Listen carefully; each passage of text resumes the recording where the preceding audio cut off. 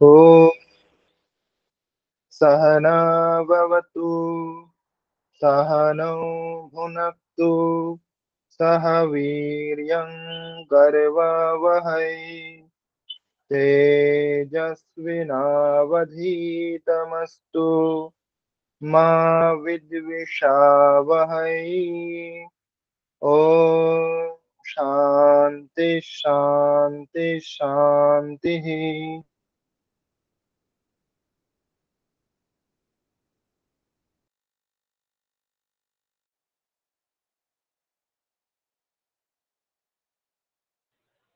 আমরা আজকে পড়ব তোয়া প্রত্যয়, ল্যাপ প্রত্যয় এবং তুমুন প্রত্যয়। তিনটি প্রত্যয় কিভাবে আমরা ব্যবহার করব, কি অর্থে এবং কেমন রূপ হবে, সেগুলি আমরা দেখব। আগের দিন আমরা পড়েছিলাম কৃত্য প্রত্যয়। কৃত্যাহা তিন রকমের আমরা ভাগ করেছিলাম, যদিও 7 রকমের হয়ে থাকে। তাদের মধ্যে থেকে আমরা 3 রকম ভাগ করেছিলাম, তবীয়, অনীয় এবং ইয়। তো সেগুলি অভ্যাস করে তারপরে আমরা আজকে নতুন বিষয় পড়ব, তোয়া প্রত্যয়, ল্যাপ প্রত্যয় এবং তুমুন প্রত্যয়।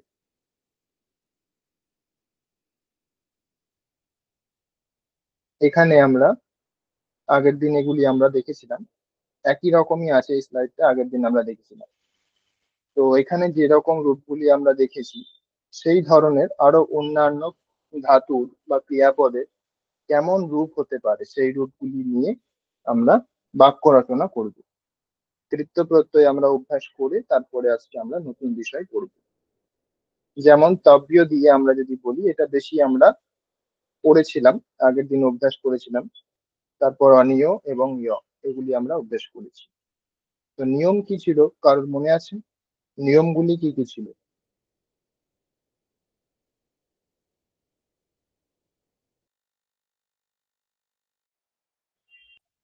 কখন প্রয়োগ হয়, কি অর্থে প্রয়োগ হয়, কেমন ভাবে প্রয়োগ করতে হয় শব্দে, কার বিশেষণ হয়, কোন বিভক্তি, লিঙ্গ ইত্যাদি কেমন ভাবে আমরা বুঝবো, এই নিয়মগুলি আমরা আগের দিন পড়েছিলাম।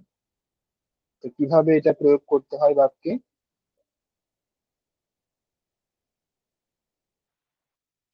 বলুন কেউ একজন। নিয়মগুলি কি কি ছিল কৃত্য প্রত্যয়ের নিয়মগুলি?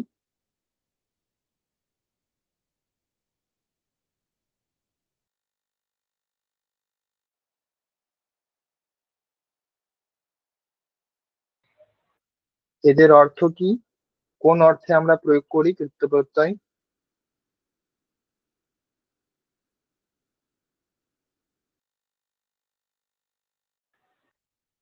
বলুন অন্তিভা। কৃতপ্রত্যয় যোগ্যতা, ঔচিত্য অর্থে ব্যবহৃত হয়। ঠিক, যোগ্যতা অর্থে অথবা উচিত অর্থে ব্যবহার হয়ে থাকে। যেমন শ্রোতব্য বললে শোনা উচিত, এরকম একটা অর্থ হতে পারে। আর দ্বিতীয়ত শোনার যোগ্য, শ্রোতব্যম বাক্যম, এরকম যদি বলি, বাক্যের বিশেষণ যদি আমি শ্রোতব্যম করি, তাহলে বাক্যটি শোনা উচিত, এরকম একটা অর্থ হবে। আর দ্বিতীয় অর্থ হবে শোনার যোগ্য বাক্য। তো এগুলিকে আমরা বাক্যে প্রয়োগ করতে পারি, বাক্য গঠন করে আমরা এগুলিকে প্রয়োগ করতে পারি। কর্তব্য যদি বলি, তাহলে করা উচিত আর করার যোগ্য, এরকম অর্থ হবে। দাতব্য বললেও সেই রকম একই রকম অর্থ হবে। অনিয়, ইয়, এগুলিরও একই অর্থ, শুধু রূপগুলি আলাদা।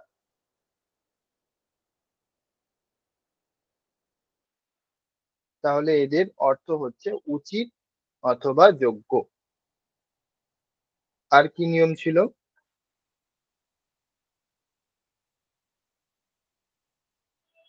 প্রিয়া বলুন। বাক্যে কর্ম না থাকলে এই কৃত্যপ্রত্যয়গুলি প্রথমা বিভক্তিতে ক্লিবলিঙ্গের একবচনের মতো রূপ হয়। ঠিক, এরা এদের ক্ষেত্রে আমরা পড়েছিলাম যে এগুলি অকারান্ত হয়ে থাকে। পুংলিঙ্গ হলে এগুলি অকারান্ত হবে, যেমন রাম শব্দ, দেব শব্দ, এইরকম শব্দের মতো হবে। তো স্ত্রীলিঙ্গে হলে আকারান্ত হবে, লতা শব্দের মতো। আর ক্লীবলিঙ্গ হলে ফল শব্দের মতো হবে, অকারান্ত ফল শব্দ। কিন্তু এগুলি যখন এগুলি পাল্টাবে কেন? না, কথাকে দেখে পাল্টাবে। যেমন বাক্যের যদি বিশেষণ হয় এগুলি, বাক মানে ফল শব্দ যেরকম, ক্লীবলিঙ্গের যদি কোনো বিশেষণ হয় তখন এটা ক্লীবলিঙ্গ হয়ে যাবে।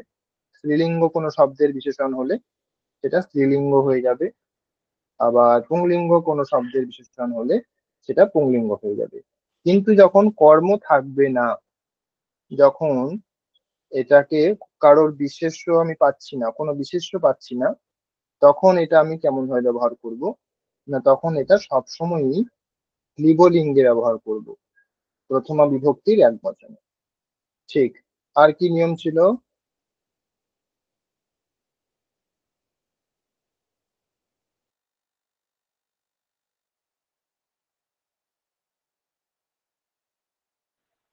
আর কিছু বিশেষ নিয়ম মনে পড়ছে?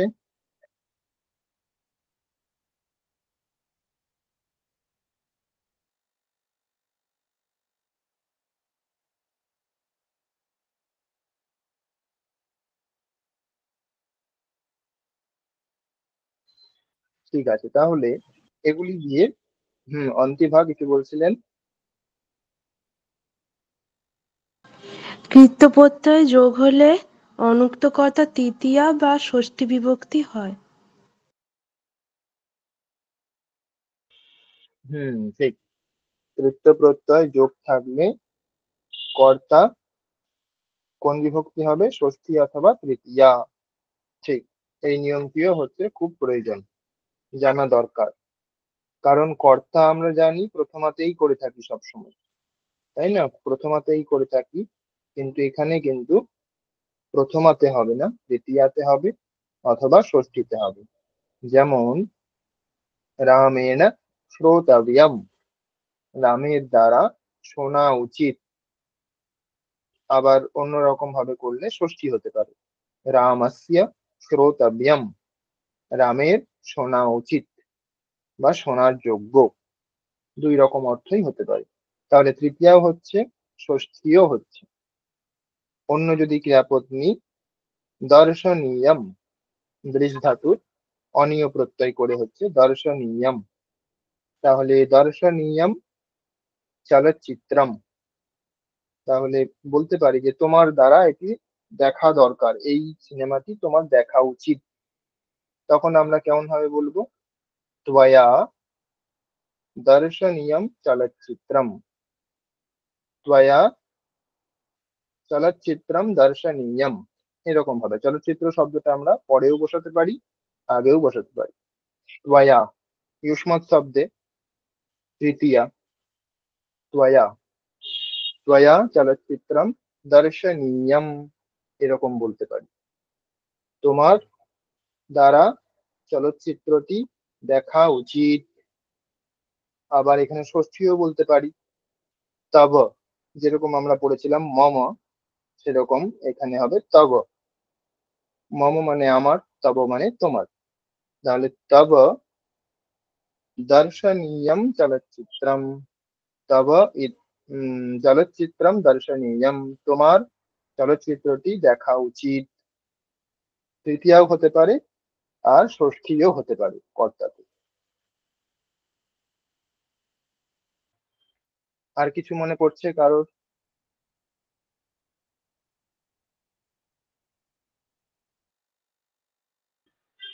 ঠিক আছে, তাহলে আমরা কিছু বাক্য আরো অভ্যাস করি। আগের দিন আমরা অনেক অভ্যাস করেছিলাম, কিন্তু আজকেও আমরা আরো অভ্যাস করব। তাহলে এখানে যেগুলি আছে সেগুলি বাদ দিয়ে যদি বলা হয় তাহলে কি হতে পারে?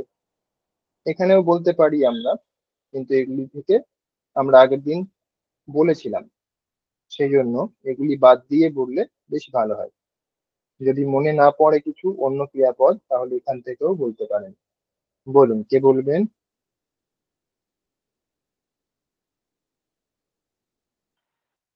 নতুন ভাবুন কিছু।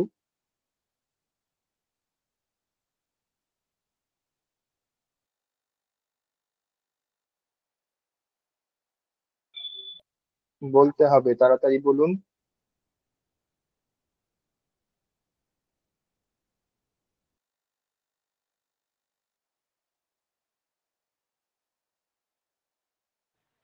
জেনিভা, চেষ্টা করুন।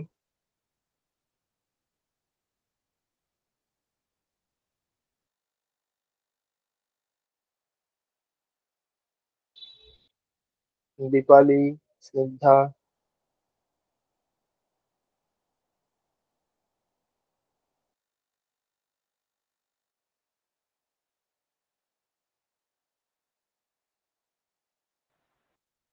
যে কোনো রূপ দিয়ে বলতে পারেন। একটি করে বাক্য বলুন। কে বলবেন, হাত তুলুন।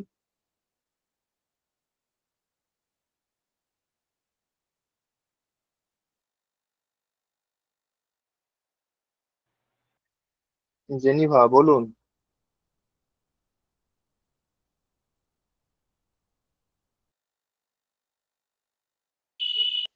শোনা যাচ্ছে আমার কথা, জেনিভা?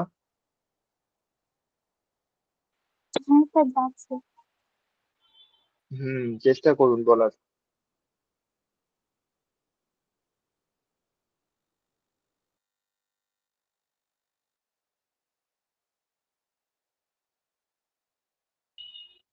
স্নিগ্ধা, কি হবে বাক্য?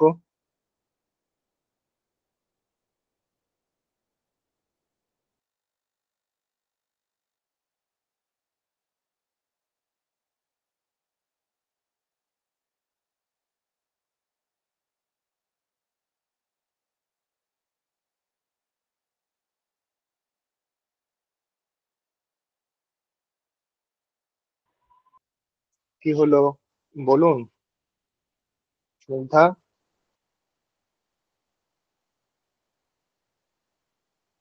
রামেণ জয়নীয়।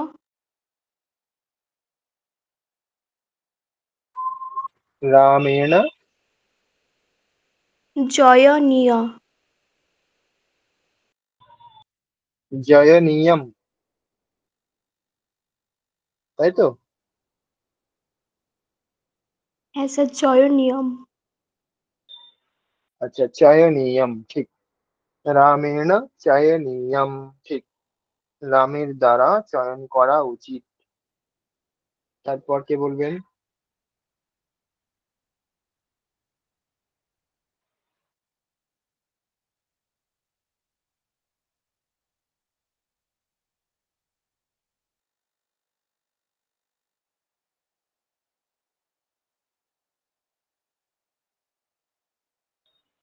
বলুন আন্তিফা।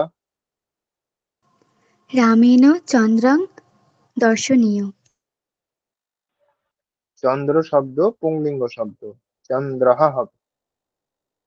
আচ্ছা, রামেণ চন্দ্রः হুম দর্শনীয়। দর্শনীয়ः, ঠিক। রামেণ চন্দ্রः দর্শনীয়ः। স্নিগ্ধা বলুন। ছাত্রেণ পুস্তকং পঠনীয়ম। ঠিক, ছাত্রেণ পুস্তকম পঠনীয়ম। প্রিয়া বলুন।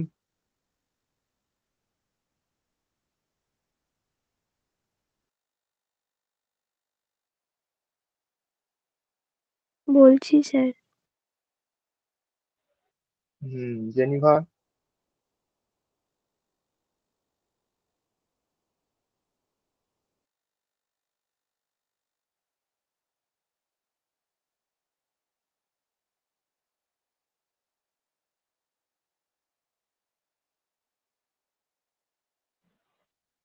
বলুন জেনিভা। শ্যামেন গৃহং তজনীয়ম। আর একবার স্পষ্ট হবে, শোনা গেল না। শ্যামেন গৃহং তজনীয়ম। শ্যামেন দেহম ত্যজনীয়ম, তাই তো? হ্যাঁ স্যার। দেহ শব্দ পুংলিঙ্গ শব্দ, দেহাহা বিসর্গ হবে। তাহলে কেমন হবে বাক্যটি? স্যার, গৃহং। গৃহম। হ্যাঁ স্যার। আচ্ছা, গৃহম। ঠিক, তাহলে ঠিক আছে। গৃহম ত্যাজনীয়ম। ঠিক। অন্তিভা বলুন। গণেশः বেদ পঠনীয়। আরেকবার। গণেশः বেদ পঠনীয়। গণেশः।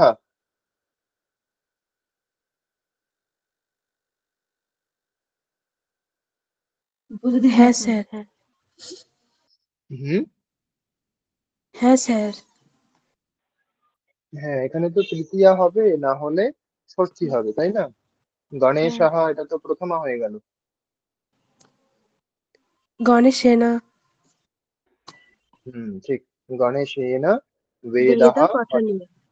পঠনীয়ः। ঠিক। ঠিক আছে স্যার। মনে রাখতে হবে তৃতীয় প্রত্যয় করার সময় আমাদেরকে কর্তা তৃতীয়া অথবা ষষ্ঠী করতে হবে।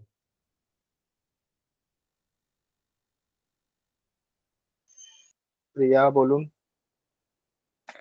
ছাত্রাণাং বিদ্যালয়ং গমনীয়ম। ছাত্রানাম এটা ঠিক আছে, কিন্তু বিদ্যালয় শব্দ পুংলিঙ্গ শব্দ। প্রথমাতে হবে। তাহলে ছাত্রাণাং বিদ্যালয়ः গমনীয়ম। গমনীয়। হ্যাঁ, কর্মের বিশেষণ হবে, তাই না? হ্যাঁ হ্যাঁ। হুম সেই জন্য এখানে গমনীয় হবে। যেহেতু বিদ্যালয় এটা হচ্ছে পুংলিঙ্গ শব্দ, সেই জন্য তার বিশেষণ হচ্ছে, সেই জন্য গমনীয় হবে। ঠিক। স্নিগ্ধা বলুন। ছাত্রয়া কার্যং করণীয়ম। ঠিক। করণীয়ম। কার্যম করণীয়ম। ছাত্রয়া লতা শব্দের মতো, ছাত্রয়া তৃতীয়া, লতয়া ছাত্রয়া, ছাত্রয়া কার্যম করণীয়ম। ঠিক। আর কেউ নতুন কিছু বাক্য বলবেন?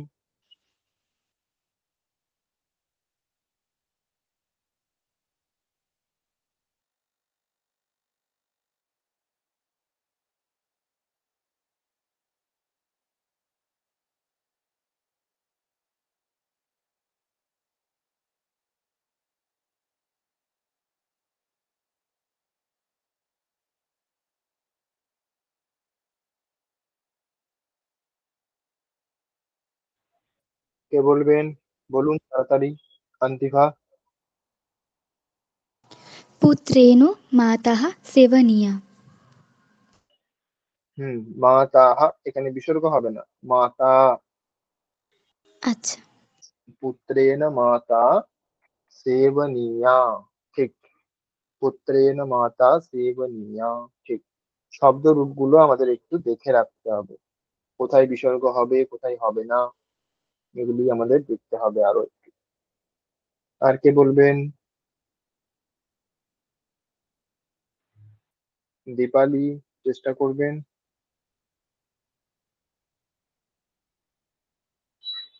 বলুন দীপালি।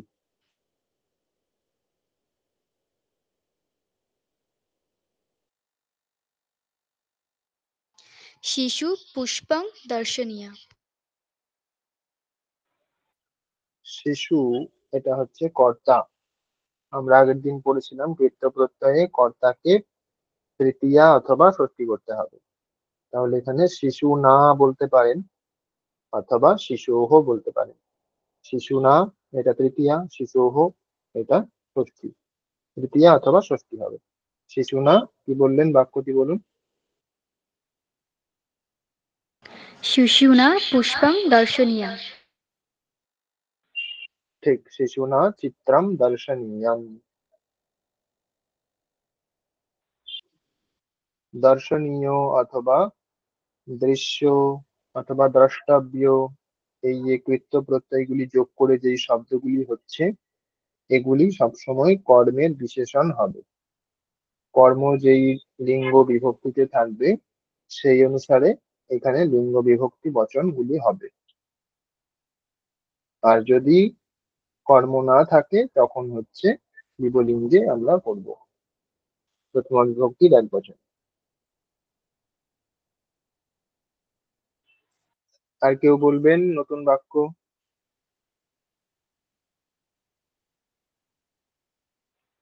জেনিভা বলুন। शिष्येन मन्त्रं श्रवणीयम्। শিশোঃ মন্ত্রঃ। शिष्येन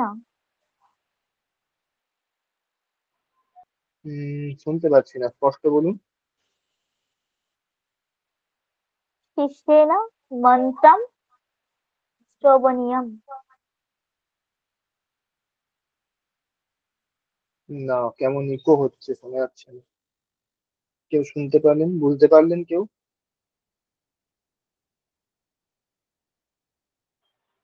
অন্য কেউ আরেকবার বলুন। বলছি। বলুন। शिष्येन मन्त्रं श्रवणीयम्। শিশুনা সেবনীয়ম, মাঝে কর্ম কি বললেন?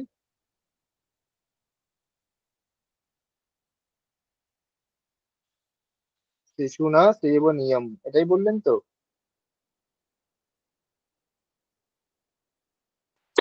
স্নিগ্ধার কোণ থেকে বলছি।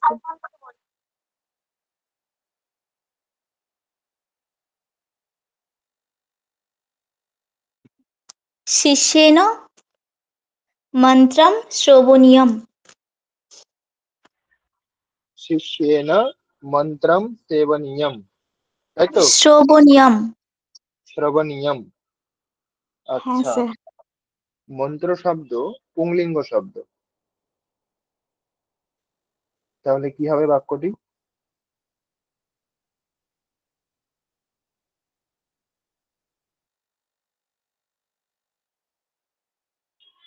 মন্ত্রম হবে না, মন্ত্রঃ হবে। শিষ্যেন মন্ত্রঃ শ্রবণীয়ঃ। আচ্ছা।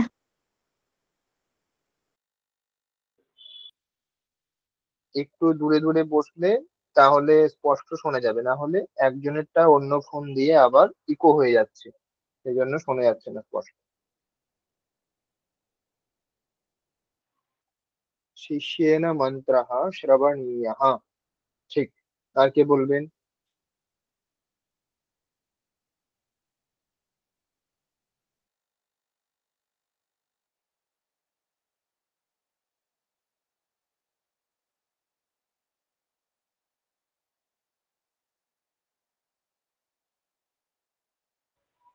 নতুন বাক্য কেউ বলবেন? প্রিয়া বলুন। व्याघ्रेण मृगः हन्तव्यः। ঠিক, ব্যাঘ্রেণ মৃগः হন্তব্যः, ঠিক। আর কে বলবেন?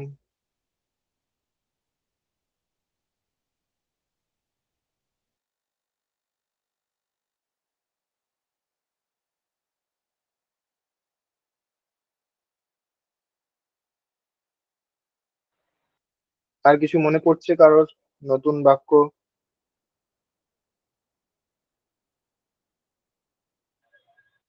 দীপালি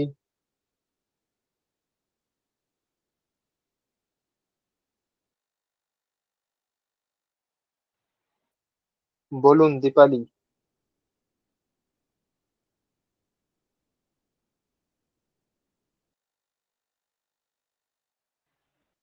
অন্তিভা। कर्णेन सुवर्णदानीय। কর্ণেন সুবর্ণম দানীয়ম, তাই তো? হ্যাঁ স্যার। কর্ণেন সুবর্ণম দানীয়ম, ঠিক। কর্ণের দ্বারা সুবর্ণ দান করা উচিত। আর কে বলবেন?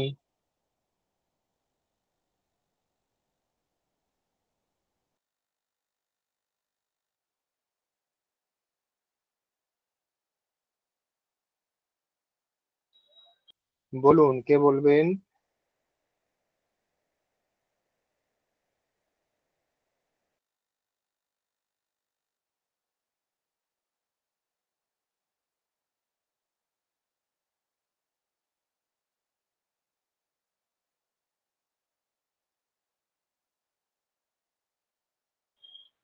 নতুন কিছু বাক্য বানাতে পারলে বলুন।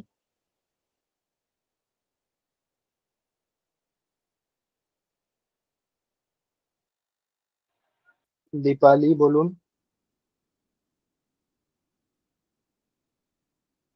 শ্যামেনো ফলং ক্রয়োনিয়া।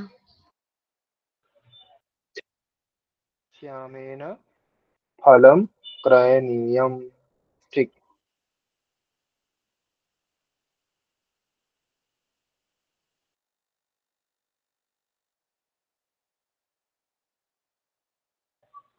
আর কেউ বলবেন, অথবা আমরা নতুন বিষয়ে যাই আজকে।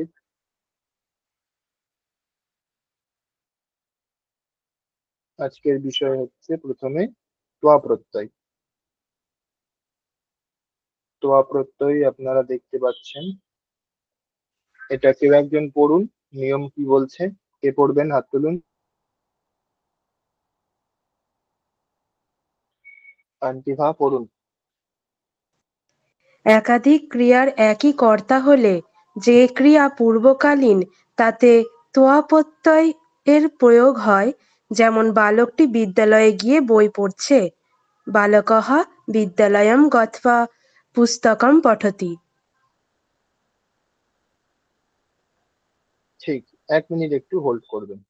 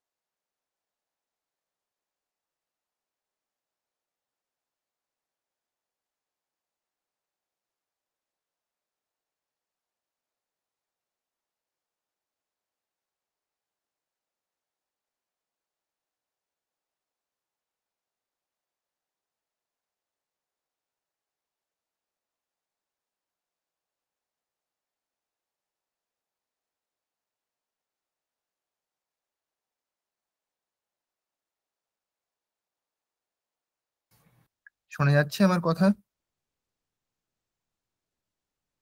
হ্যাঁ স্যার, শোনা যাচ্ছে।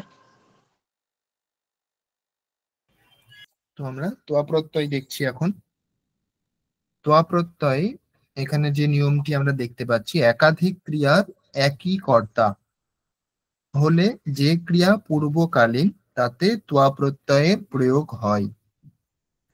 মানে যখন কর্তা একজনই হবে, আমি অথবা আপনি অথবা অন্য কেউ, যখন কর্তা একজনই হবে কিন্তু সেখানে ক্রিয়া যদি অনেকগুলি হয়, একের বেশি যদি ক্রিয়া হয়, তাহলে যেই ক্রিয়াগুলি পূর্বে ঘটবে সেইগুলিতে আমরা ত্বয়া প্রত্যয় ব্যবহার করতে পারবো।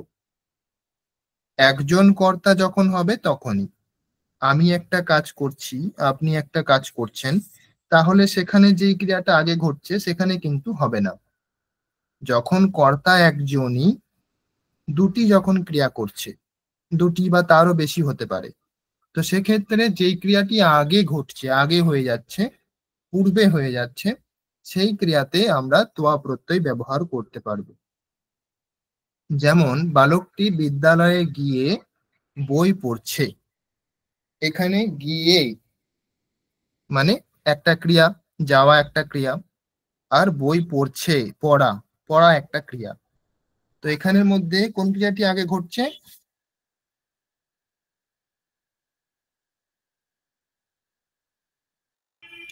বলুন, কোন ক্রিয়াটি আগে ঘটছে? স্যার বিদ্যালয়ে যাওয়াটা। ঠিক, যাওয়া ক্রিয়াটি আগে ঘটছে। সেই জন্য এখানে আমরা ত্বয়া প্রত্যয় যোগ করব। যাওয়া অর্থে আমাদের কি ক্রিয়াপদ ব্যবহার করি আমরা? গম। ঠিক, গম ধাতু আমরা ব্যবহার করি। গম ধাতুর সাথে আমরা ত্বয়া প্রত্যয় ব্যবহার করব। এখানে কর্তা হচ্ছে একজনই, বালক। বালকটি বিদ্যালয়ে যাচ্ছে এবং বালকটি বই পড়ছে। সেই জন্য এখানে হচ্ছে। যদি বালক বই পড়ছে আর অন্য কেউ বিদ্যালয়ে যাচ্ছে তাহলে কিন্তু হবে না। যখন কর্তা একজনই এবং একাধিক ক্রিয়া যখন সম্পাদন করছে তখন যেই ক্রিয়াটি পূর্বে ঘটছে সেখানে আমরা ত্বয়া প্রত্যয় ব্যবহার করব। যেমন বালকঃ বিদ্যালয়ম গত্বা পুস্তকম পঠতি। এখানে যদি আমরা ত্বয়া প্রত্যয় না করতাম তাহলে এরকম হতো, বালকঃ বিদ্যালয়ম গচ্ছতি পুস্তকম পঠতি। বালকটি বিদ্যালয়ে যাচ্ছে এবং পুস্তক পড়ছে, বই পড়ছে, এরকম বাক্যটি হতো। কিন্তু সেটাকে আমরা একসঙ্গে যখন লিখব একটি বাক্যের মধ্যে, তখন এরকম করে লিখব গত্বা। গচ্ছতি না বলে গত্বা। গচ্ছতি বললে দুটি বাক্য আলাদা হয়ে যাবে। বালকঃ বিদ্যালয়ম গচ্ছতি এটা একটা বাক্য, পুস্তকম পঠতি এটা আলাদা বাক্য। কিন্তু একই বাক্যে যখন ব্যবহার করব তখন একই কর্তা যেই ক্রিয়াটি প্রথমে করেছে সেই ক্রিয়াতে আমরা ত্বয়া প্রত্যয় ব্যবহার করব। বোঝা গেছে? হ্যাঁ স্যার। হ্যাঁ স্যার। কোনো প্রশ্ন থাকলে বা বোঝা না গেলে জিজ্ঞাসা করতে পারেন। বোঝা গেছে দীপালি?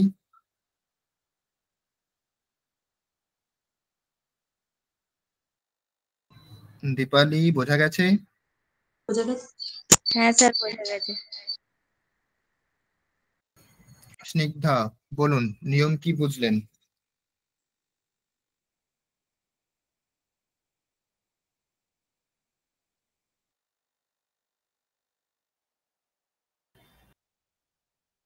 বলুন। আগে যে কাজটি ঘটবে তার সাথে ত্বয়া প্রত্যয় যোগ হবে, এটাই। বাক্যের যখন মধ্যে দুটি কর্তা কর্ম একজন, থাকবে। ঠিক, যখন কর্তা একজনই কিন্তু ক্রিয়া অনেকগুলি। হ্যাঁ স্যার। তখন যেই ক্রিয়াটি আগে ঘটছে সেখানে আমরা ত্বয়া প্রত্যয় যোগ করব। তাহলে সকলে বুঝতে পেরেছেন। তাহলে আমরা পরের বিষয়ে যাচ্ছি। পরের বিষয় হচ্ছে লেপ প্রত্যয়। এটার সঙ্গে ত্বয়া প্রত্যয় এবং ল্যাপ প্রত্যয় পরস্পরের সঙ্গে যুক্ত, সেই জন্য আমরা একসঙ্গে পড়ে নিচ্ছি, তারপরে আমরা রূপগুলি দেখব। তো ল্যাপ প্রত্যয়ের নিয়ম কি হচ্ছে না, ধাতুর পূর্বে যদি উপসর্গ বর্তমান থাকে তাহলে ত্বয়া প্রত্যয়ের স্থানে ল্যাপ প্রত্যয়ের প্রয়োগ হয়। যেমন গচ্ছতি, এখানে গত্বা হয়েছিল, কিন্তু এই যে এটা একটা উপসর্গ, আ এটা যোগ আছে, সেই জন্য এখানে ত্বয়া প্রত্যয় না হয়ে ল্যাপ প্রত্যয় হয়ে যাবে। আগত্য, এটা হচ্ছে ল্যাপ প্রত্যয়ের রূপ।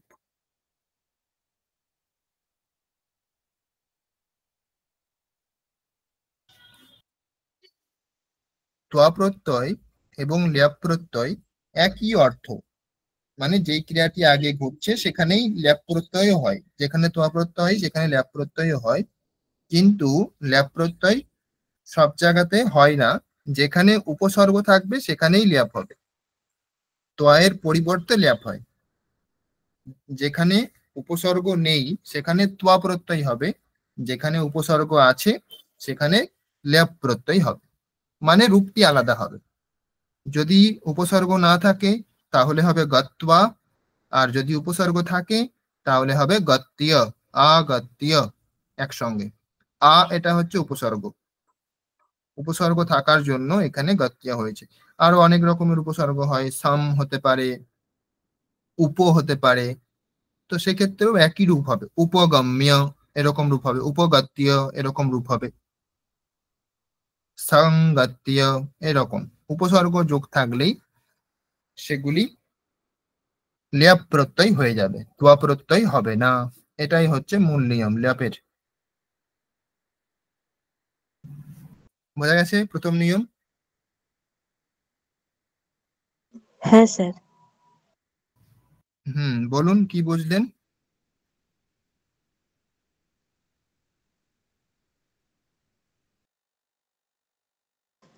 উপসর্গ থাকলে ল্যাপ প্রত্যয় হবে, আর উপসর্গ না থাকলে তোয়াজ প্রত্যয় হবে।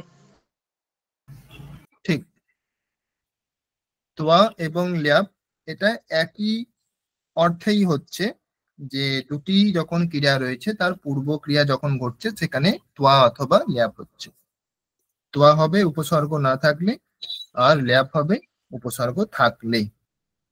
এর পরের নিয়মটা হচ্ছে যে সমাসে পূর্বপদ অব্যয় হলে এবং তা নয় সমাস না হলে ত্বয়ের স্থানে ল্যাপ হয়। যেমন অনুকৃত্য, অনু এটা হচ্ছে একটা অব্যয়, তারপরে কৃ ধাতুতে ত্বয়া প্রত্যয় না হয়ে ল্যাপ প্রত্যয় হয়েছে অনুকৃত্য। কিন্তু নয় সমাস থাকলে ল্যাপ প্রত্যয়ের প্রয়োগ হয় না, যেমন ন কৃত্বা, অকৃত্বা। এখানে অকৃত্য হবে না, অকৃত্বা। তো এই নিয়মটিকে আরেকবার বলছি আমি।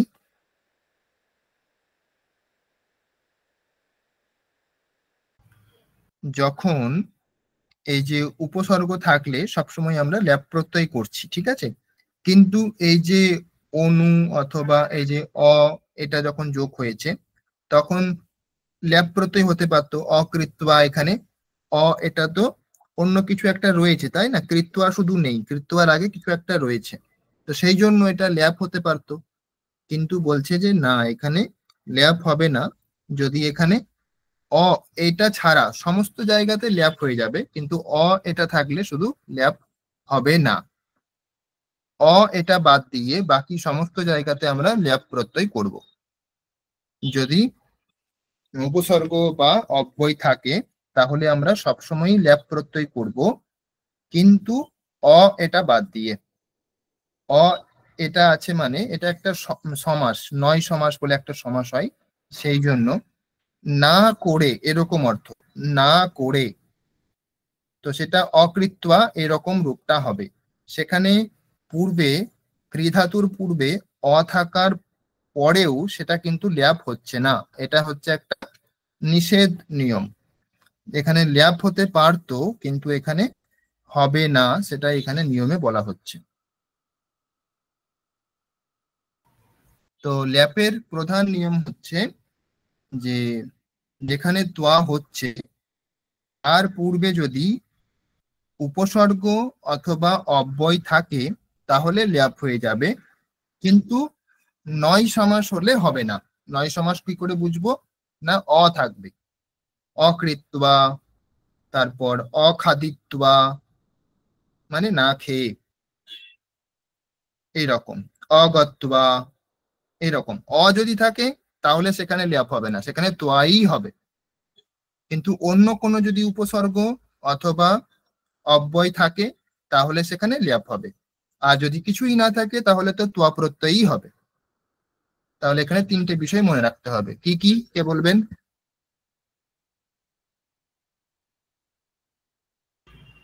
তিনটি নিয়ম কে কে কে বলবেন বলুন।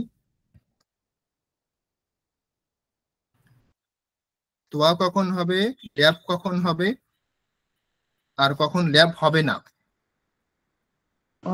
উপসর্গ থাকলে ল্যাপ প্রত্যয় হবে, কিন্তু প্রথমে অ থাকলে লোয়া প্রত্যয় হবে না।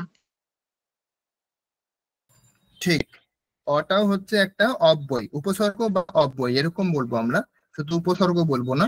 উপসর্গ অথবা অব্যয় যদি থাকে তাহলে সেখানে আমরা ল্যাপ প্রত্যয় করব, কিন্তু অ এই অব্যয়টিকে বাদ দিয়ে অন্য অন্য যে কোনো অব্যয় হতে পারে বা উপসর্গ হতে পারে সেখানে ল্যাপ করব, কিন্তু অ এটার জন্য ছাড় আছে, এটা থাকলে ল্যাপ না হয়ে তোয়া প্রত্যয়ই হবে।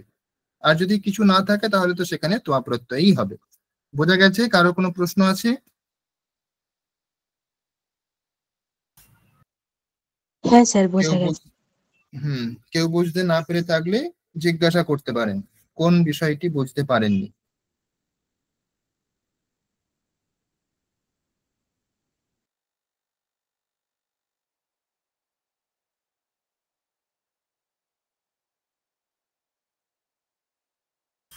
বুঝতে পেরেছেন?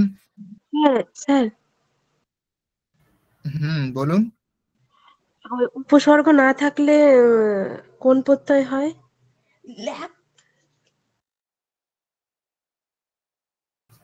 উপসর্গ থাকলে ল্যাপ প্রত্যয় হবে, উপসর্গ না থাকলে তোয়া প্রত্যয় হবে।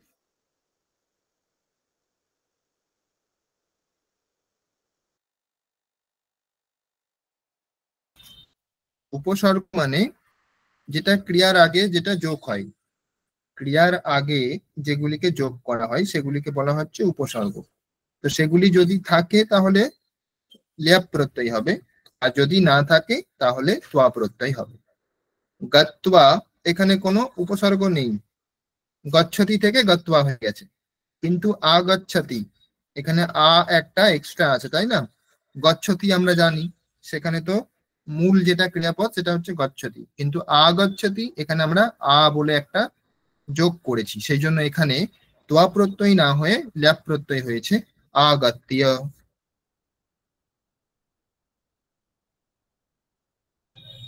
এইরকমই যখন আমরা বলি কারোতি, কারোতি বলি আমরা, তো কারোতি এটার ক্ষেত্রে হয়ে যাবে কৃত্বা, কারোতি এটার ক্ষেত্রে হবে কৃত্বা। কিন্তু যখন আমরা আগে কিছু যোগ করে দেব, যেমন স্বীকার বলি না আমরা, স্বীকার করা, স্বীকারোতি, স্বীকারোতি, এটার যখন আমরা ত্বা প্রত্যয় করতে যাব তখন হবে না, কারণ এখানে একটা স্বী যোগ আছে, সেজন্য এটা হয়ে যাবে স্বীকৃত্য, স্বীকৃত্বা হবে না, স্বীকৃত্য হবে, তয় জফলা হবে। তব আকার, এটা হচ্ছে ত্বা প্রত্যয়ের চিহ্ন, আর ত জফলা এটা হচ্ছে, বা শুধু জফলা বলতে পারি, এটা হচ্ছে ল্যাপ প্রত্যয়ের চিহ্ন।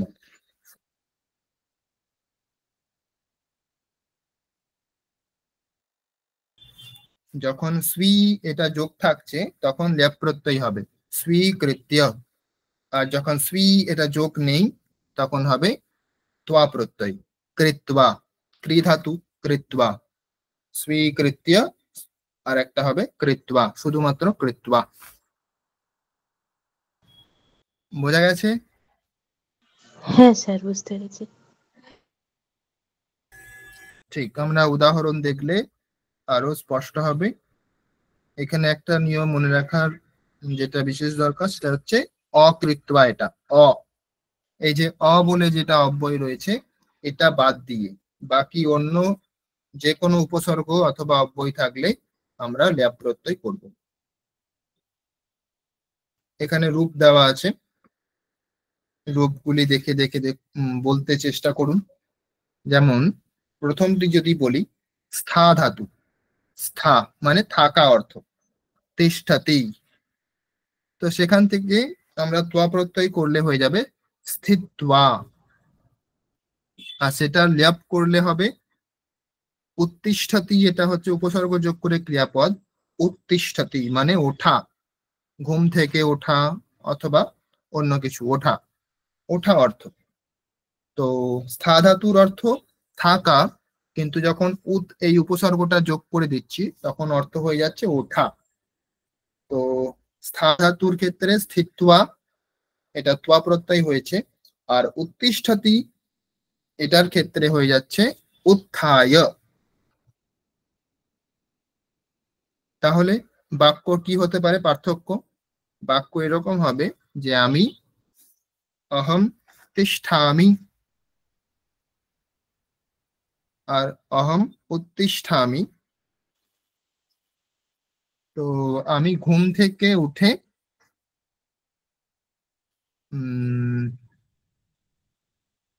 ব্রাশ করছি, আমি ঘুম থেকে উঠে ব্রাশ করছি, এটা কি হবে? কেউ বলার চেষ্টা করুন, কে বলবেন?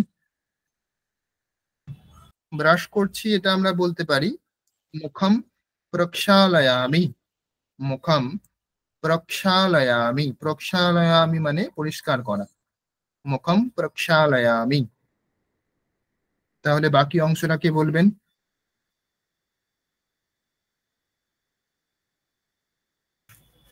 ঘুম থেকে, এখানে পঞ্চমী হবে, থেকে অর্থ আছে, ঘুম থেকে উঠে, উঠে এখানে হচ্ছে আমরা ত্বা প্রত্যয় অথবা ল্যাপ প্রত্যয় করব, এখানে ল্যাপ প্রত্যয়ই হবে, কারণ স্থা ধাতুর অর্থ থাকা আর ওঠা অর্থ হচ্ছে উত্তিষ্ঠতি, তাহলে এখানে ল্যাপ প্রত্যয় হবে উত্থায়। পুরো বাক্যটিকে বলবেন, চেষ্টা করুন।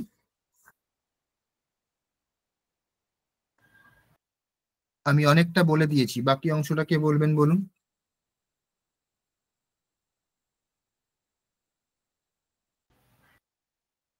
বলুন। অথবা আমি গাড়িতে উঠে, এরকমও বলতে পারি। গাড়িতে উঠে দাঁড়ালাম।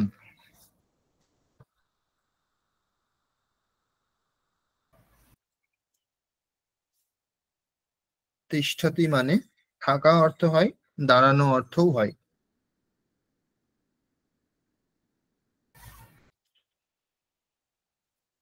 अहम यानम उत्थाय, यानम उत्थाय तिष्ठामि, এরকম বলতে পারি।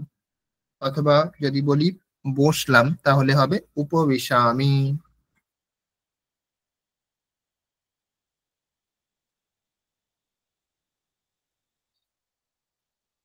আগে তোয়া দিয়ে বলুন। এই যে বাম পাশে দেখতে পাচ্ছেন, স্থিত্বা, কৃত্বা, গত্বা, লিখিত্বা, বিষ্ট্বা, ত্যক্ত্বা, স্মৃত্বা, ভূত্বা, এগুলি দিয়ে বলুন। কে বলবেন?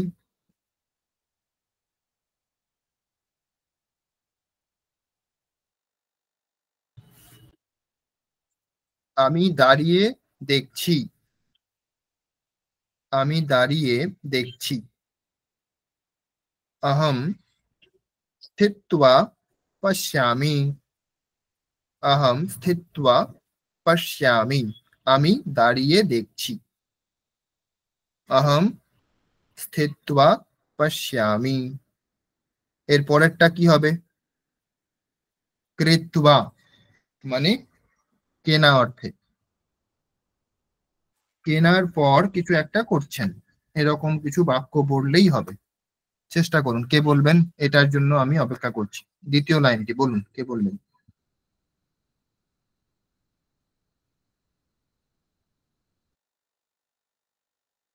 স্নিগ্ধা বলুন। অহম কৃত্বা গৃহং গচ্ছামি। ঠিক, আমি কিনে বাড়ি যাচ্ছি, ঠিক বলেছেন। এখানে যদি একটা কিছু যোগ করে দেন যে কি কিনলেন, তাহলে বাক্যটি আর একটু বড় হবে।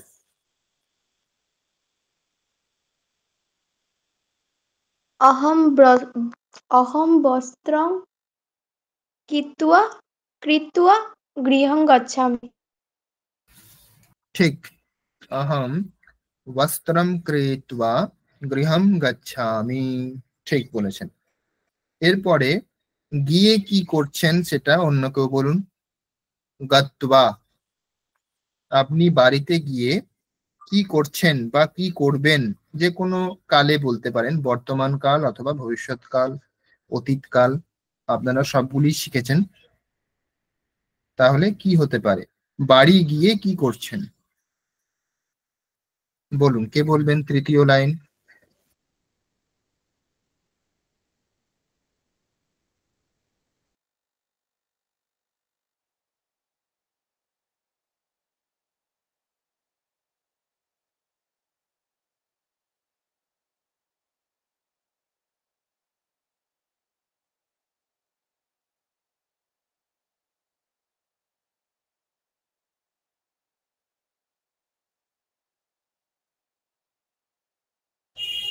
আন্তিভা বলুন।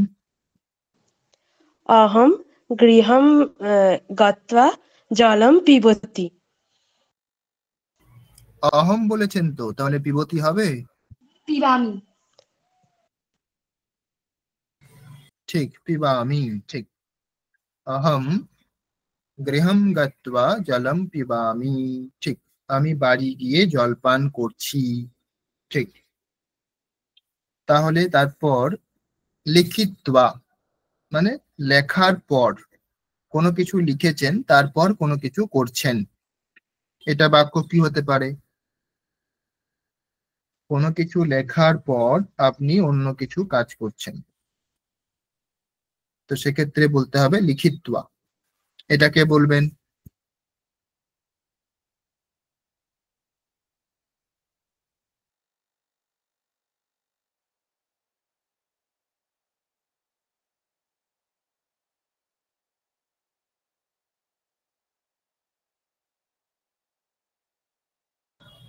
স্নিগ্ধা বলুন। अहं पद्यं लिखित्वा महाविद्यालयं गच्छामि। ঠিক, গচ্ছামি। অহম পদ্যম লিখিত্বা, আমি পদ্য লিখে বা কবিতা লিখে মহাবিদ্যালয় কলেজ যাচ্ছি। ঠিক।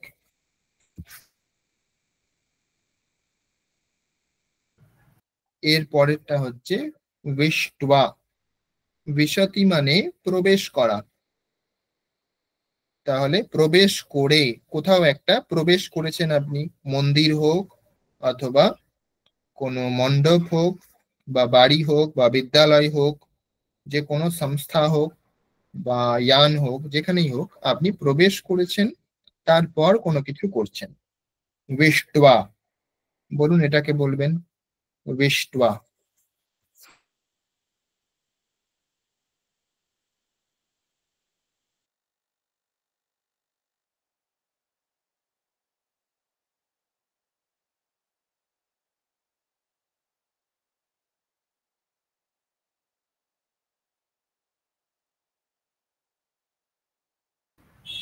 কোথাও প্রবেশ করার পর অন্য কিছু একটা কাজ করছেন, কি হবে বাক্য?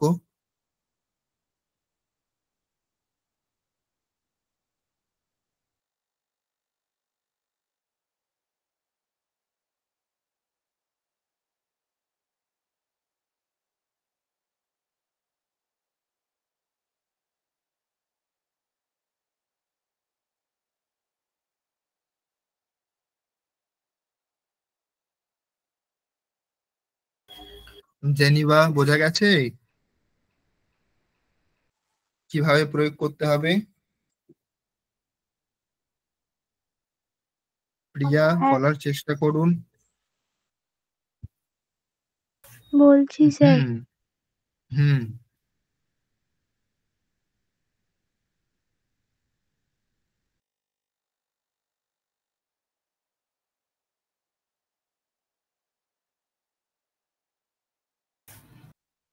বাকিরা পরের গুলি ভেবে রাখুন, পরে যেগুলি রয়েছে সেগুলি দিয়ে ভেবে রাখুন।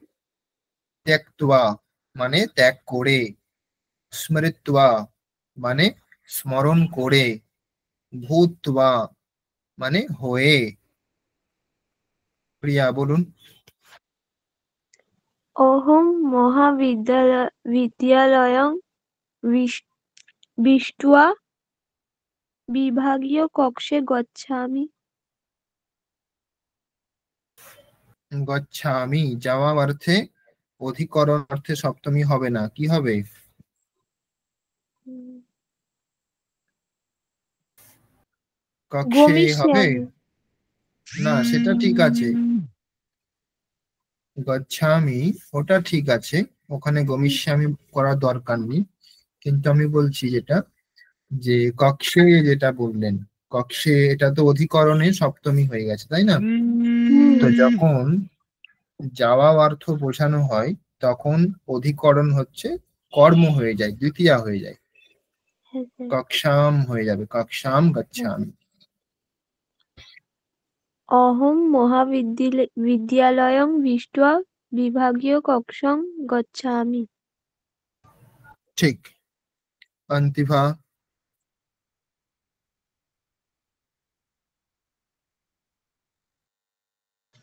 अहं मन्दिरं दृष्ट्वा प्रणामं कृतवती। ঠিক, প্রণামম কৃতবতী। ঠিক আছে।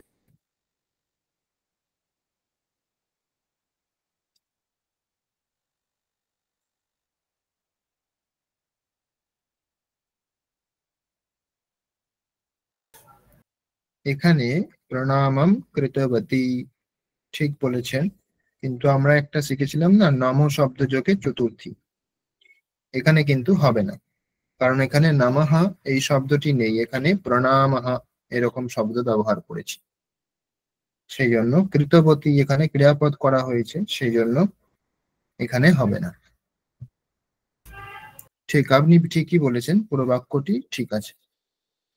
এরপর কে বলবেন?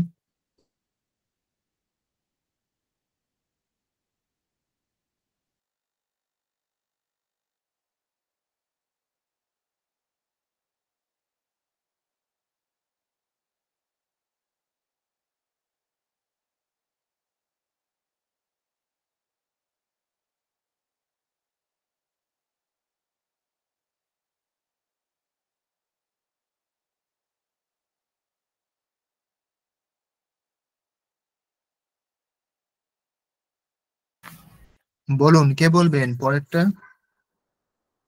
প্রিয়া।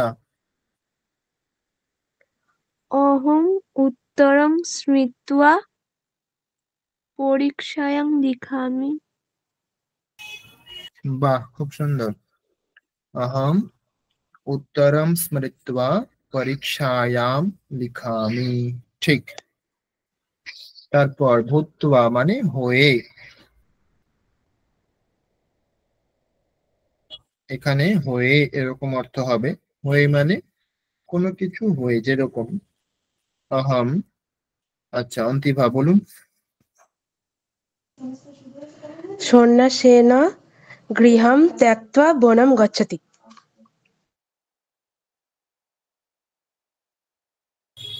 সন্ন্যাসেন, এখানে তৃতীয়া হবে না তো? গচ্ছতি এরকম বলেছেন তাই না? শেষে ক্রিয়াপদ কি বলেছেন? গচ্ছতি। গচ্ছতি এটা তো কর্তরিতে প্রয়োগ হয়। কর্মণিতে হলে পরে তখন তো তৃতীয়া হবে কর্তাতে, তাই না? আমরা কর্মবাচ্য, কর্তৃবাচ্য আর ভাববাচ্য পড়েছি।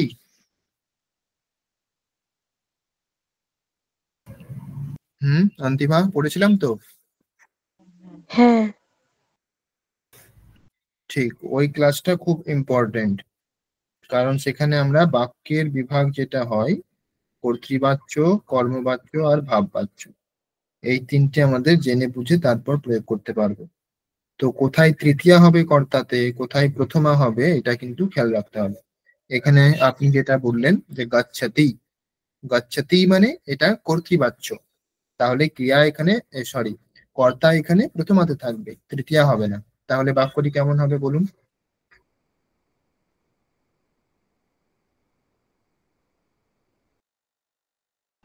যেই বাক্যটি বললেন সেটাই বলুন, শুধুমাত্র কর্তাকে প্রথমা করুন।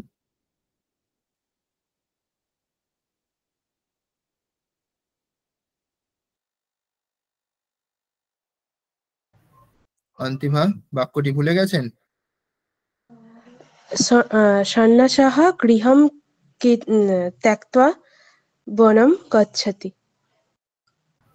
ঠিক, সন্ন্যাসঃ, কিন্তু সন্ন্যাসঃ এটা তো অন্য অর্থ হয়ে গেল।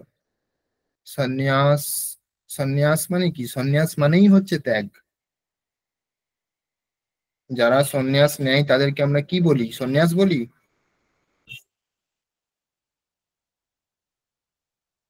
কি বলি?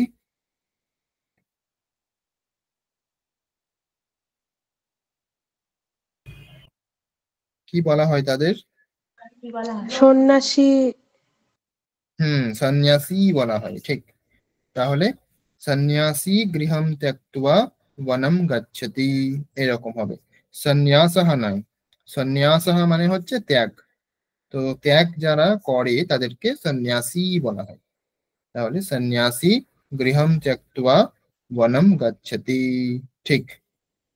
আর ভূত্বা এটা বলার জন্য এরকম ভাবে বলা যেতে পারে যে আমি ছাত্র হয়ে, বা আমি শিক্ষক হয়ে, বা আমি অন্য কিছু, উম, যে যেরকম খুশি বলতে পারেন, তো এরকম ভাবে বলতে পারি। এটাকে বলবেন?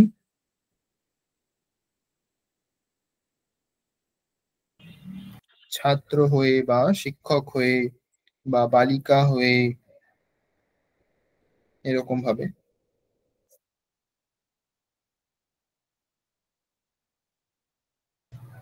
তারপরে কোনো একটি ক্রিয়া যোগ করতে হবে। হয়ে এটা তো একটা হলো, তারপরে আরেকটি ক্রিয়া যোগ করে বাক্যটি পূর্ণ করতে হবে। এগুলি হচ্ছে অসমাপিকা ক্রিয়া, তাই না? হয়ে, বসে, তারপরে কিনে, গিয়ে, ত্যাগ করে, এগুলি সব হচ্ছে অসমাপিকা ক্রিয়া। তো সেই জন্য আরো একটি ক্রিয়াপদ ব্যবহার করতে হবে বাক্যটিকে সম্পূর্ণ করার জন্য। বলুন, কে বলবেন? ভূত্বা।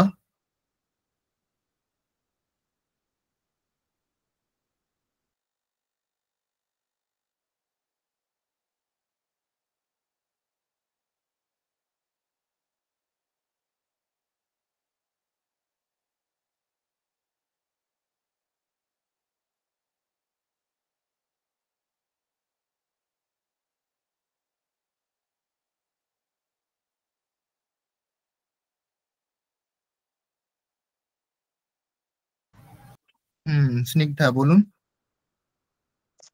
অহং পুত্রः ভূত্वा পিতরং সেবয়ামি। সেবে এরকম বললেই হবে, সেবে, সেবয়ামি নয়, সেবে।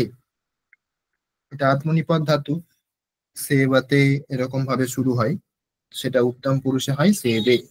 আহম পুত্রः অথবা পুত্রী ভূত্বা পিতরম সেবে। ঠিক। হ্যাঁ স্যার। এর ঠিক। এর পরের গুলি হচ্ছে আমরা ল্যাব করে বলবো। তো ল্যাব যখন হচ্ছে উপসর্গ যোগ হয়েছে তার মানে, আর উপসর্গ যোগ হলে অনেক অনেক ক্ষেত্রে যে অর্থগুলি ছিল সেগুলি পাল্টে যায়, ক্রিয়াপদের যে মূল অর্থ সেগুলি পাল্টে যায়। তো আমি অর্থগুলি বলে দিচ্ছি এখানে কি কি অর্থ হতে পারে। যেমন উত্তিষ্ঠতি মানে হচ্ছে ওঠা, তিষ্ঠতি মানে দাঁড়িয়ে থাকা, আর উত্তিষ্ঠতি মানে ওঠা। কৃত্বা মানে ক্রীণাতি মানে কেনা, আর বিক্রীণাতি মানে বেচা। গচ্ছতি মানে যাওয়া, আগচ্ছতি মানে আসা। লিখতি মানে লেখা, বিলিখতি মানে আরো ভালোভাবে লেখা। বিশতি মানে প্রবেশ করা, উপবিশতি মানে বসা, উপবিশতি মানে বসা। ত্যাজতি মানে ত্যাগ করা, পরিত্যাজতি মানেও ত্যাগ করা। স্মরতি মানে স্মরণ করা, বিস্মরতি মানে ভুলে যাওয়া। ভবতি মানে হওয়া, আর সম্ভবতি মানে সম্ভব হওয়া।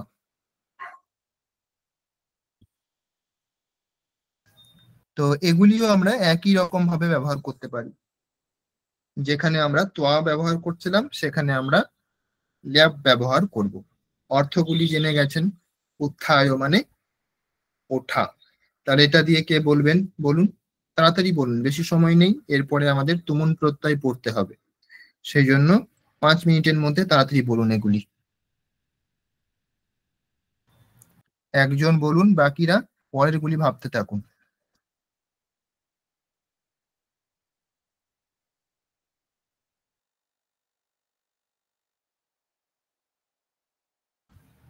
উত্থায় মানে উঠে, কে বলবেন?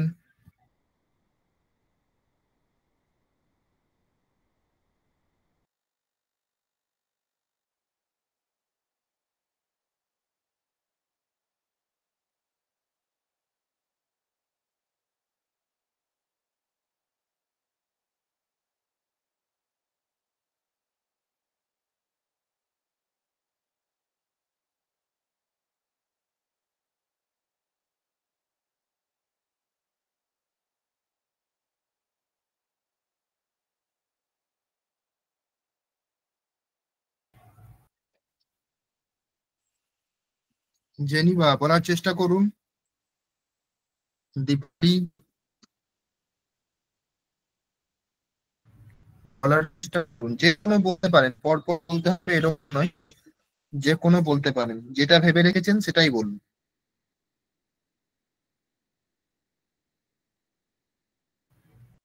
উত্থায় মানে ওঠে, বিক্রিয় মানে বিক্রি করে, আগম্য এসে, বিলিখ্য লিখে, উপবেশ্য বসে, পরিত্যাজ্য ত্যাগ করে, বিস্মৃত্য ভুলে, সম্ভূয় সম্ভব হয়ে। কে বলবেন বলুন।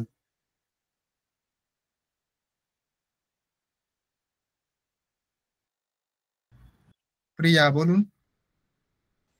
স্যার আপনি যেটা বলে দিয়েছিলেন ওটাই বলছি। অহম হুম, শয়নাৎ উত্থায় মুখম প্রক্ষালয়ামি। ঠিক। অহম শয়নাৎ উত্থায় মুখম প্রক্ষালয়ামি। ঠিক।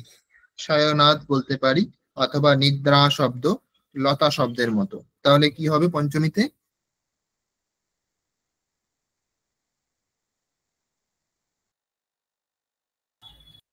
প্রিয়া কি হবে পঞ্চমীতে? নিদ্রা শব্দ হলে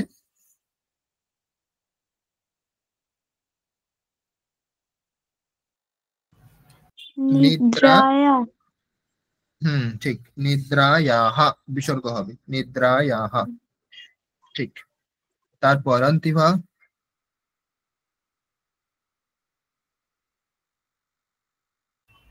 অন্তিভা বলুন।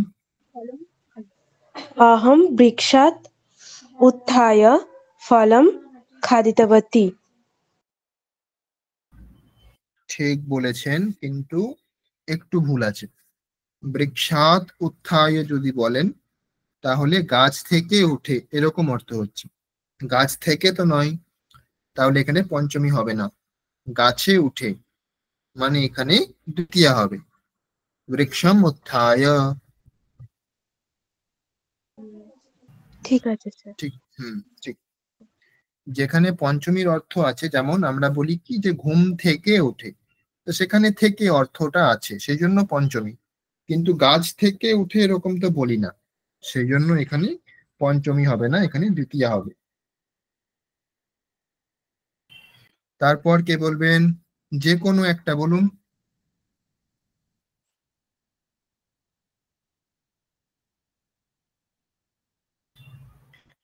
ভুলে গিয়ে কি কি করেন সেটা বলতে পারেন, বিস্মৃত্য।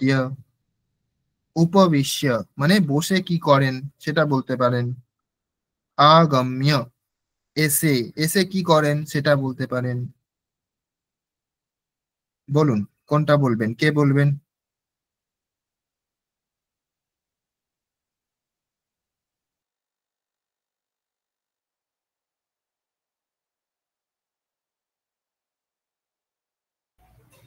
দীপালি চেষ্টা করুন, জেনিভা।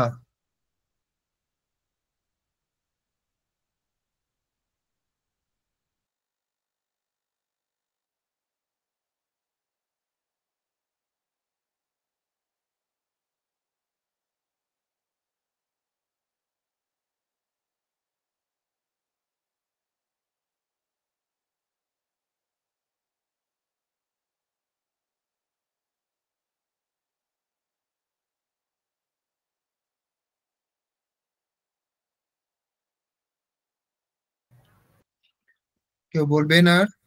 প্রিয়া বলুন। সহ ফলম বিক্রিয় আয়ং করতি। ঠিক, সাহা ফলম বিক্রিয় আয়ম করোতি, ঠিক।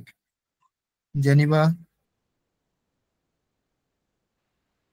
अहं विद्यालयम् उपविश्य लिखामि।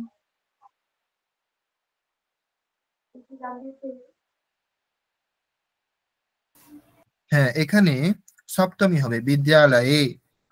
অহম বিদ্যালয়ে উপবিশ্য লিখামি, আমি বিদ্যালয়ে বসে লিখছি, ঠিক।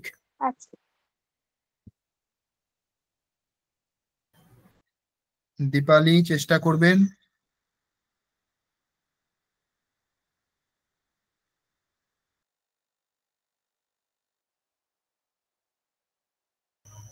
যে কোনো একটি বলুন, কে বলবেন? স্নিগ্ধা। सः देशम् आगम्य वासं करोति। ঠিক, সাহা দেশম আগম্য বাসম করোতি, ঠিক। এখানে দুই রকমের রূপ হয় গম ধাতুর ক্ষেত্রে, আগম্য আর আগত্য, দুই রকমের রূপ হয়। ঠিক আছে, এটা আমরা পরের দিন আবার অভ্যেস করব। আজকে আমরা নতুন বিষয় যেটা আছে সেটা শেষ করব। তুমুন প্রত্যয়, তুমুন প্রত্যয়ের নিয়ম যেটা আছে সেটা পড়ুন। দীপালি শুনতে পাচ্ছেন? দীপালি, হ্যাঁ স্যার। পড়ুন এটা।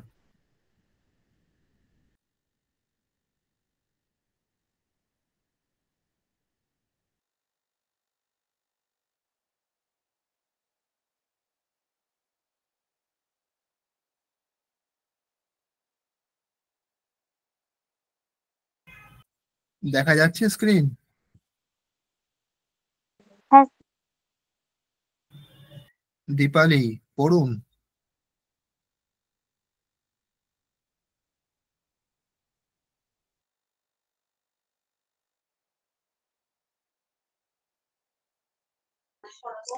ক্রিয়ার্থা ক্রিয়া উপপদে থাকলে প্রথম ক্রিয়াপদ থেকে তুমুল প্রত্যয় হয়, অর্থাৎ কোনো একটি ক্রিয়া সিদ্ধির জন্য অপর একটি ক্রিয়ার আশ্রয় নেওয়া হয়। সেই ক্ষেত্রে দ্বিতীয় ক্রিয়াটি প্রথম ক্রিয়ার ক্রিয়ার্থ ক্রিয়া। যেমন ফুক্তং ব্রজতি, ব্রজতি খাওয়ার জন্য যাচ্ছে। এখানে ভোজন ক্রিয়ার জন্য অন্য একটি গমন ক্রিয়ার ব্যবহার হচ্ছে, তাই গমন ক্রিয়া ভোজন ক্রিয়া ক্রিয়ার্থ ক্রিয়া, তাই ভোজন ক্রিয়া থেকে তুমুল প্রত্যয় হবে। ঠিক সাধারণত ঠিক ঠিক আছে, এটুকুই।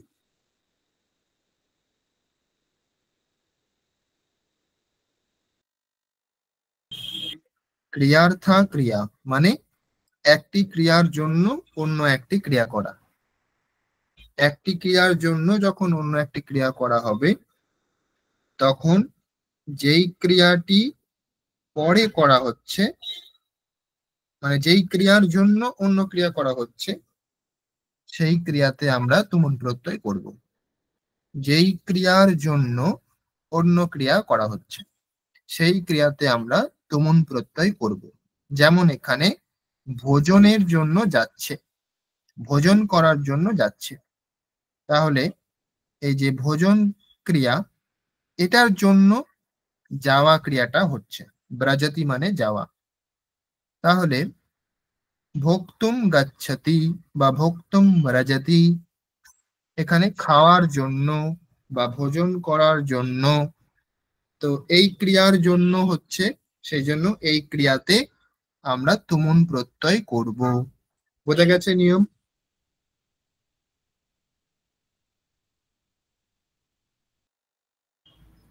কেউ বুঝতে পারেননি এমন আছেন?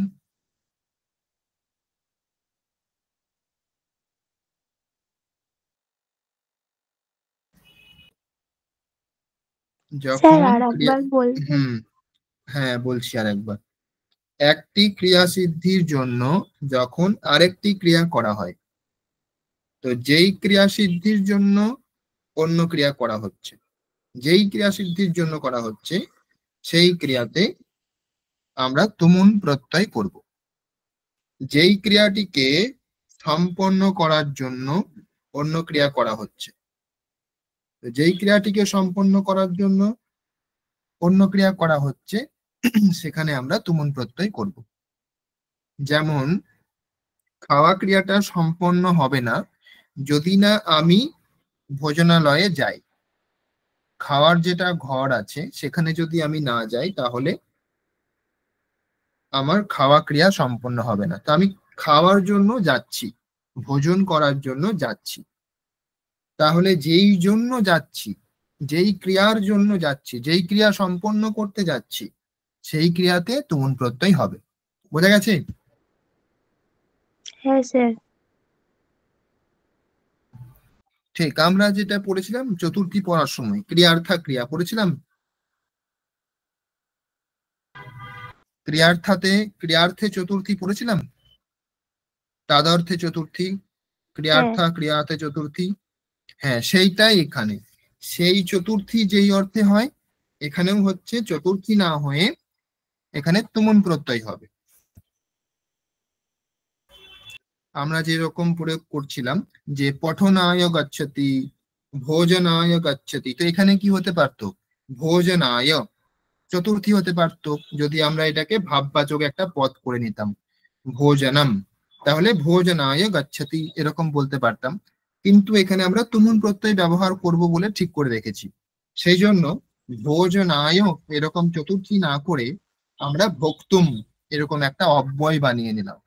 ভোক্তুম, ভোক্তুম গচ্ছামি। বোঝা গেছে?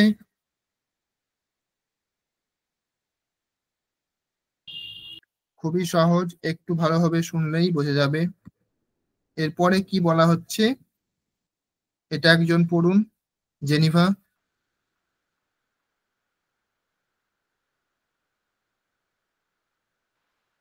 সাধারণত চতুর্থী বিভক্তির স্থানে তুমুন প্রত্যয়ের ব্যবহার হয়ে থাকে। ইচ্ছার্থক ধাতু উপপদে থাকলে ধাতুর পরে তুমুন প্রত্যয় হয়। যেমন ইচ্ছতি ভক্তুম, কাময়তে ভক্তুম,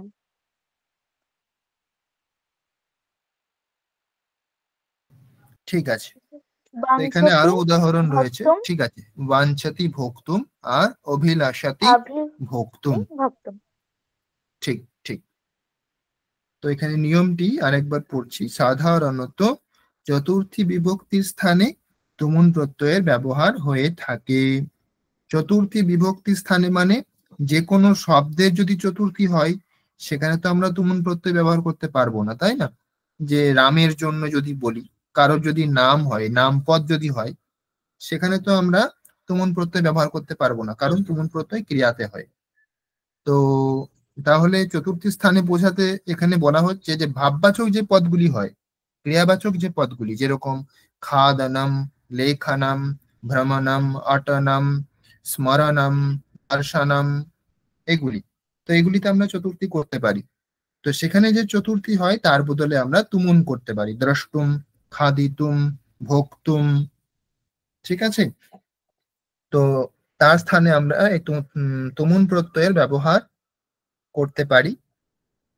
ইচ্ছার্থক ধাতু উপপদে থাকলে ধাতুর পরে তুমুন প্রত্যয় হয়। যেমন ইচ্ছতি যদি হয়, ইচ্ছতি, কাময়াতে, বাঞ্ছতি, অভিলাষতি, এগুলির ক্ষেত্রে আমরা চতুর্থী স্থানে বা চতুর্থীও করতে পারি, আবার এখানে তুমুনও করতে পারি। ভোজনায়ও বলতে পারি অথবা ভোক্তুম, দুই রকম আমরা বলতে পারি।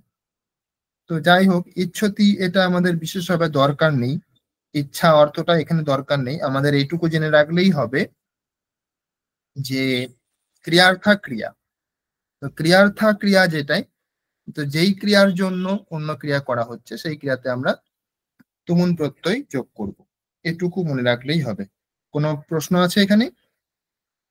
দ্বিতীয় নিয়মটি অতটা আমাদের মনে রাখার প্রয়োজন নেই, ওটা একটু জটিল আছে। সহজ ভাষায় ক্রিয়ার্থা ক্রিয়া, যেই ক্রিয়ার জন্য অন্য ক্রিয়া করা হচ্ছে সেই ক্রিয়াতে আমরা তুমুন প্রত্যয় যোগ করব।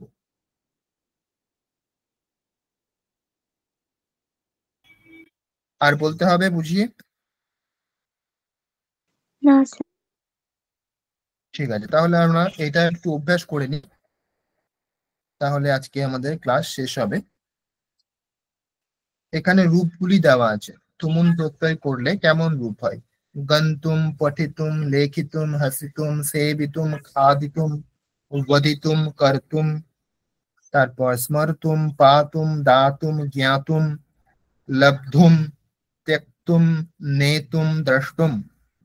এগুলি সব অর্থ হচ্ছে জন্য, জন্য, যাওয়ার জন্য, পড়ার জন্য, আহ মনে রাখার জন্য। স্মর্তুম, পাতুম মানে পান করার জন্য, জ্ঞাতুম, লব্ধুম, ত্যক্তুম, নেতুম মানে নিয়ে যাওয়ার জন্য, দ্রষ্টুম দেখার জন্য, এগুলি।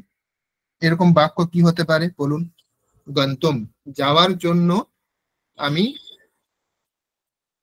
বাসে চাপলাম, এরকম একটা বাক্য হতে পারে যাওয়ার জন্য। বিদ্যালয়ম গন্তুম, অহম বিদ্যালয়ম গন্তুম यानम यानम उत्तिष्ठामि, यानम चरामि।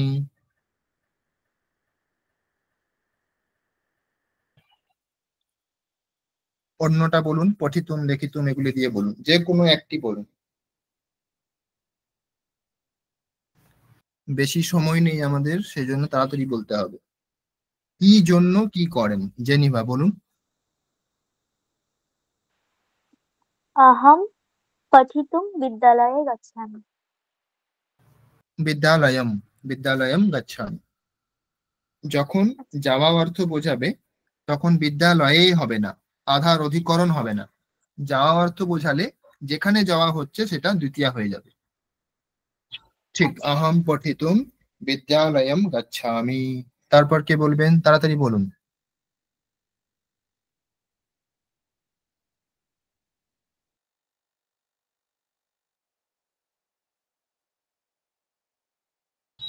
প্রিয়া। অহম লেখিতুম লেখনী লেখনীম ক্রীণামি। ঠিক, আহম লেখিতুম লেখনীম ক্রীণামি। ঠিক। তারপর কে বলবেন, দ্রষ্টুম। এখানে বলতে পারেন চলচ্চিত্র দেখতে বা চিত্র দেখতে, সংগ্রহালয়ম দেখতে, বেলুড়া মঠম দ্রষ্টুম, এটাও বলা যেতে পারে, দক্ষিণেশ্বরম দ্রষ্টুম।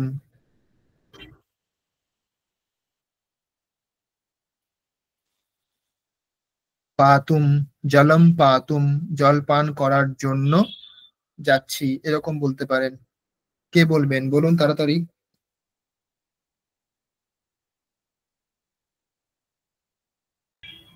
দীপালি, চেষ্টা করুন।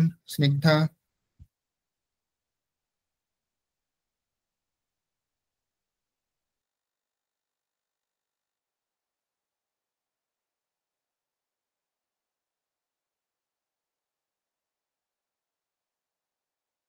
স্যার এখানে যেগুলো দেওয়া আছে এগুলো বাদ দিয়ে অন্য কিছু দিয়ে কি বলতে পারি? অবশ্যই বলা যেতে পারে।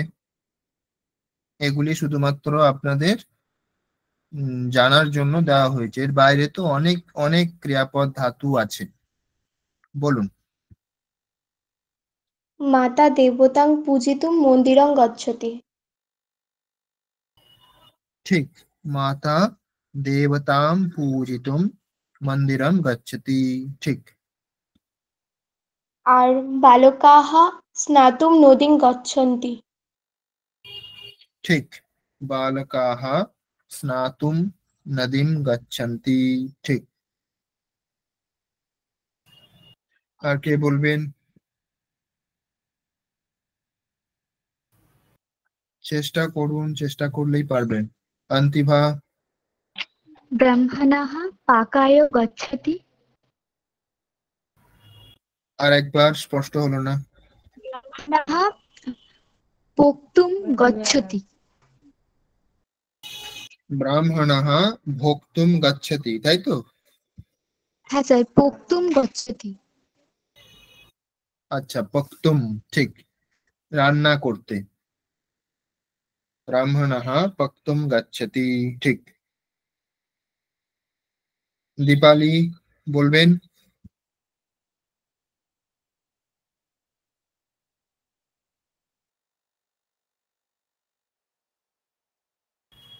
প্রিয়া।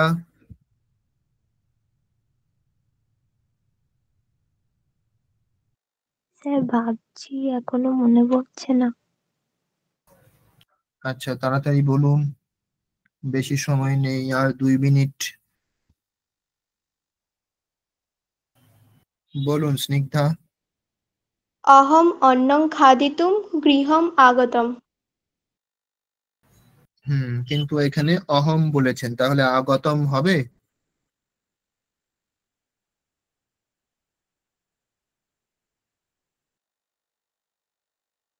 আগচ্ছামি। কি বললেন? অহম অন্নং খাদিতুম গৃহং আগচ্ছামি। ঠিক, আগচ্ছামি, এটা তো ঠিকই আছে, কিন্তু যেটা আপনি বললেন আগে যে আগতম ত প্রত্যয় যোগ করে, সেটা কিন্তু হবে না, কারণ সেখানে ক্লিবলিঙ্গ হয়ে গেছে না, আগতম। এখানে আপনি আসছেন, তাহলে আপনি এখানে স্ত্রীলিঙ্গে হবে, আগতা হবে। অহম আগতা।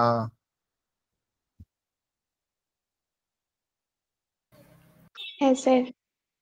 হুম। আর কে বলবেন?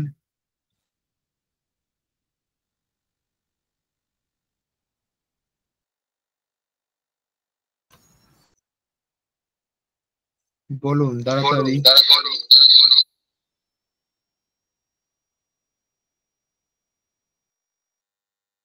बालकाः पठितुं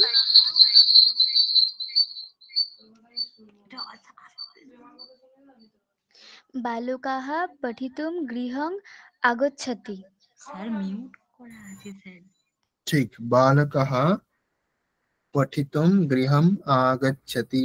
ঠিক, যদি দুইজনের ডিভাইস কাছাকাছি থাকে তাহলে ইকো হবে, একটু দূরে দূরে বসতে হবে।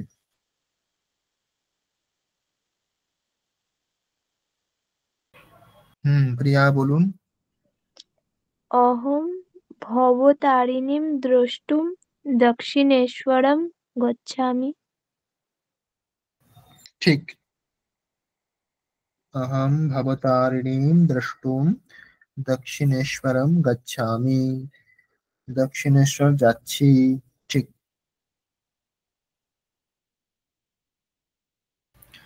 আপনারা কিন্তু অতীতকাল ভুলে যাচ্ছেন, অতীতকাল ভবিষ্যৎকালে প্রয়োগ করছেন না। সমস্ত কিছু প্রয়োগ করতে হবে, তাহলে ঠিকঠাক মনে থাকবে। শুধুমাত্র বর্তমান কালেই প্রয়োগ হয়ে যাচ্ছে। আমরা যা যা শিখেছি সেগুলি যদি প্রয়োগ না করি তাহলে মনে থাকবে না। প্রথম ক্লাস থেকে যেগুলো শিখেছি সেগুলো সব প্রয়োগ করতে হবে। যখন আমরা বাক্য বলছি তখন আমাদের মনে করতে হবে যে কি কি শিখেছি আমরা, সেগুলি ব্যবহার করার চেষ্টা করতে হবে। ঠিক আছে, আজকে তো সময় নেই আর, আমরা পরের দিন আবার অভ্যাস করব। আর সম্ভবত 3 দিন ক্লাস হবে। আমাদের ক্লাসের কোর্স শেষ হয়ে এসছে। 30 ঘন্টার যে ক্লাস ছিল, 3টি বা 4টি হয়তো ক্লাস হতে পারে। ঠিক আছে, তাহলে আজকে আমরা শান্তি পাঠ করে শেষ করব। ও আপ্যায়ন্তু মমাঙ্গানি বা প্রাণশ্চক্ষুশ্রোত্রমথো বলমিন্দ্রিয়াণি চ সর্বাণি সর্বং ব্রহ্মোপনিষদम् মাহং ব্রহ্ম নিরাকুর্যাম মা ব্রহ্ম নিরাকরোৎ। অনিরাকরণমস্তু নিরাকরণম মে অস্তু তদাত্মনি নিরতে। य उपनिषत्सु धर्मास्ते मयि सन्तु ते मयि सन्तु। ॐ शान्ति शान्ति शान्तिः। हरिः ॐ तत्सत्। শ্রীরামকৃষ্ণার্পণমস্তু। নমস্কার সকলকে।